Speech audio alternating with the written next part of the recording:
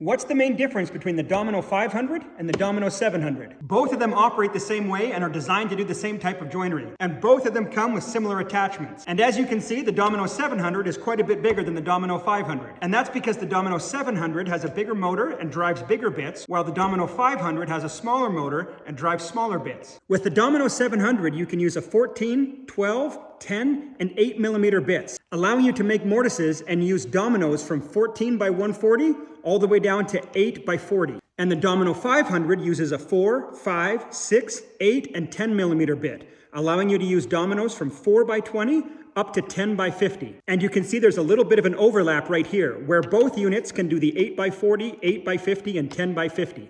The Domino 700 also has the option to use two different types of mechanical connectors, one for flat or butt joints and one for corner joints. And it also comes with 14 by 75 dominoes to stabilize those joints if you need to, depending on the application.